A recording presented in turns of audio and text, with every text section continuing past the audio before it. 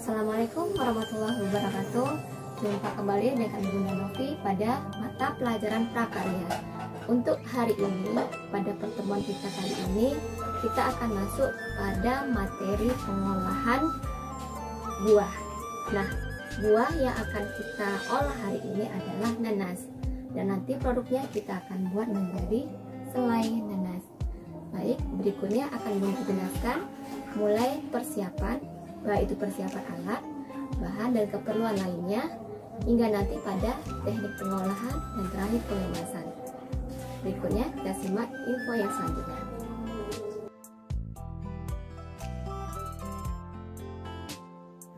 Sebelum kita masuk pada bagian pengolahan, ada baiknya Anda mengetahui apa tujuan pembelajaran pada hari ini. Adapun tujuan pembelajaran pada hari ini adalah mengolah bahan pangan buah segar menjadi makanan dan minuman sesuai pengetahuan rancangan dan bahan yang ada di wilayah setempat. Setelah Anda mengetahui tujuan pembelajaran, maka tahap berikutnya kita akan mempersiapkan segala sesuatunya, baik persiapan bahan, alat untuk praktek pengolahan selai nanas. Pada tahap pertama yang kita persiapkan itu adalah bahan. Nah, bahan yang kita perlukan dalam pembuatan selai nanas itu ada beberapa bahan, yaitu 1 buah nanas yang kandungan airnya cukup sedikit. Kemudian kita perlukan gula sekitar 100 gram atau sesuai kebutuhan. Kemudian ada garam secukupnya. Nah, garam ini kita pergunakan setelah nanas dikupas, kemudian kita hilangkan mata-matanya. Kemudian kita lumuri dengan garam secukupnya.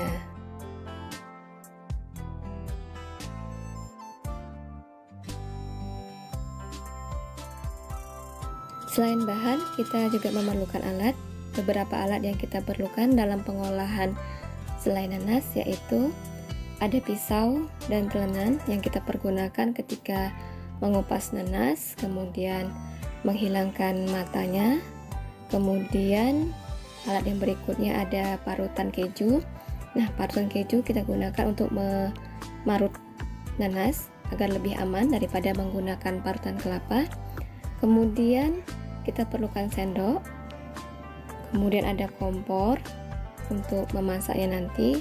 Ada teflon. Nah, ukurannya sesuai dengan yang kita perlukan atau sejumlah nanas yang tersedia. Dan jangan lupa menggunakan sutil. Sutil yang kita gunakan adalah sutil yang berbahan kayu, karena wadah untuk memasak nanas nantinya kita menggunakan bahan dasar teflon.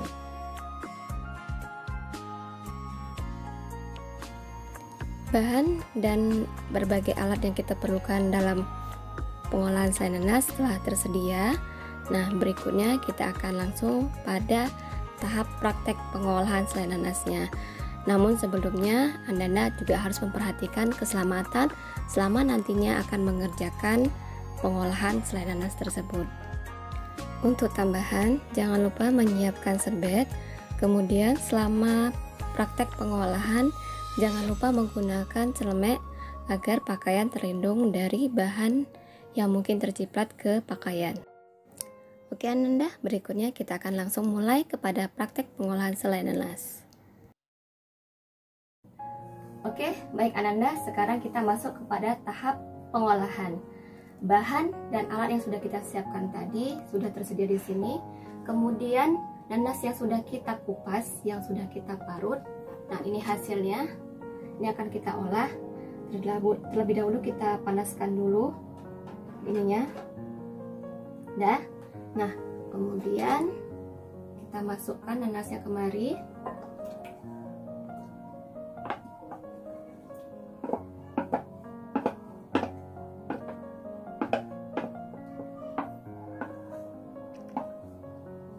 Sudah masuk semua. Nah, nanasnya kita masak dengan api yang sedang sambil diaduk. Nah, ini nanti sampai air nanasnya ini menyusut tapi tidak sampai kering, karena kalau sampai kering nanti akan gosong. Oke.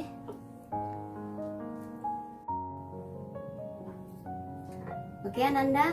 Nah, sekarang air nanasnya sudah mulai menyusut. Nah, sekarang ini kita akan masukkan bahan yang lain, yaitu gula,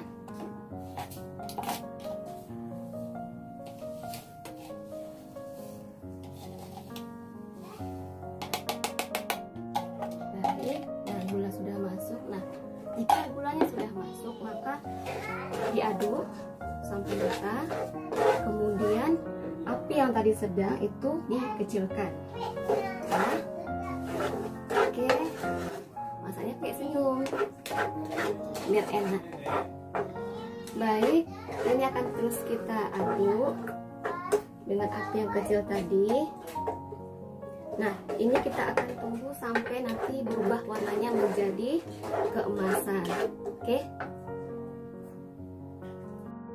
Ananda, sambil terus kita aduk dengan api yang kecil ya. Nah, jadinya seperti ini, sudah mulai berubah warna.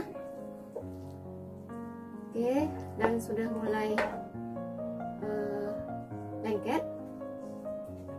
Sementara kita masih terus aduk sebentar. Oke ya, kita pakai senyum biar semakin manis, walaupun ada rasa nanasnya sedikit agak asam-asam. Oke, nah sudah seperti ini, kita matikan apinya.